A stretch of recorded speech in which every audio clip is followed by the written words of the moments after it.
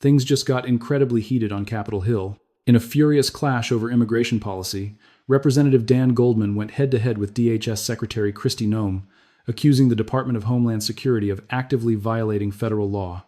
Goldman pressed Noem on whether asylum seekers with open cases are legally present in the country. A simple yes or no question that Noem struggled to answer directly. The exchange quickly escalated from legal definitions to accusations of a secret police force and cover-ups regarding ICE misconduct. If you want to see exactly how the administration is defending its deportation strategies against these serious legal challenges, you need to watch this. Goldman for 5 minutes. Secretary Noem, let's talk about the law. Do you agree that asylum is a lawful pathway to immigrate to this country? Yes or no? There's an asylum program, yes, in place. All right. So immigrants then with ongoing asylum applications are legally in this country, correct? Excuse me, I'm sorry. Your question was? Immigrants with ongoing asylum applications are legally in this country. There are individuals in this country that have applications that... And they are legally here because it's a lawful pathway, right? It's a lawful pathway. Okay, so if your department then deports anyone with an ongoing asylum application, you are violating the law, correct? Joe Biden left us with... I'm not asking about Joe Biden. I'm asking you a specific question. If your department deports anyone with an ongoing asylum application, you are violating the law. Is that correct? It was greatly violated when they allowed... I'm asking you. People to come I'm asking and granted asylum applications. Why are you filibustering? Why can't you answer the question? It's a simple question. Your president... If your department deports anyone with an ongoing asylum application, you are violating the law. Isn't that correct? The asylum program was broken under the last... Mr. Chairman, I will reclaim my time. She's not answering the question. But the obvious answer is that, yes, if you follow a lawful pathway, asylum is a lawful pathway. If you have an open asylum case, you are here lawfully. But the problem that we are seeing around the country is that you are not following the law. Don't tell us to change the law. If you don't like the asylum system, you change the asylum law. Bring it to us. We'll work with you. I think it needs to be changed. But you can't just decide that you're not going to follow the law, and asylum is a law, and deport people who have ongoing applications. Unfortunately, that is exactly what's happening. It's happening across the street from my office right in New York City. Numerous, thousands of people who have come to court appearances, have left them with open asylum applications, have been arrested. And then they've been shipped off and many deported. In September, one applicant was ripped away from his wife and small children after such a court appearance. And then this happened to his wife. Please play the video.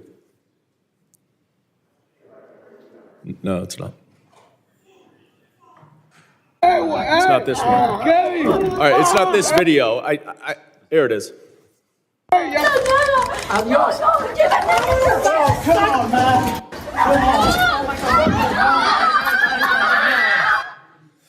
Now, after this incident, your department issued a statement that said the officer's conduct in this video is unacceptable and beneath the men and women of ICE. Our ICE law enforcement are held to the highest professional standards, and this officer is being relieved of current duties as we conduct a full investigation. 3 days later, you reinstated that officer and you put him back on duty. I sent you a letter and asked you what investigation was done and why was he reinstated.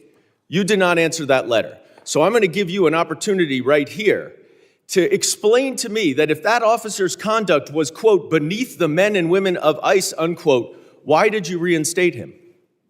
Sir, that investigation was completed. I can give you that investigation and the information that you would like.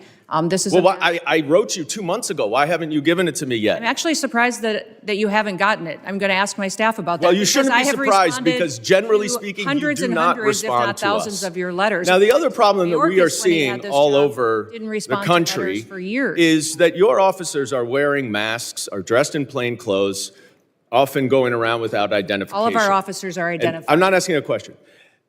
I introduced the No Secret Police Act to stop this. And we now have 113 co-sponsors so that they will not be masked and that they will identify themselves. Now, you say all of them are identifying themselves.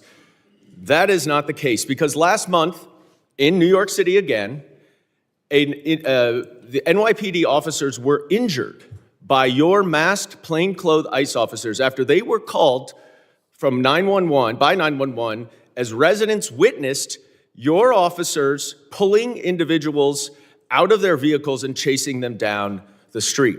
I also asked you what happened there. How were the NYPD officers injured by your officers? And you didn't respond. What's the answer? Sir, our individual Gentleman's officers time are is identified. time has expired. I yield I back. recognize gentleman from Texas, Mr. Gonzalez, 5 minutes. This confrontation highlights the widening gap between the administration's enforcement tactics and the letter of the law regarding asylum seekers.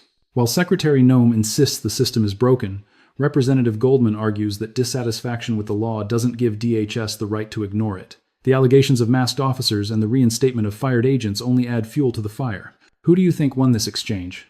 Is Goldman right about the rule of law, or is Noem justified in her approach to a broken system?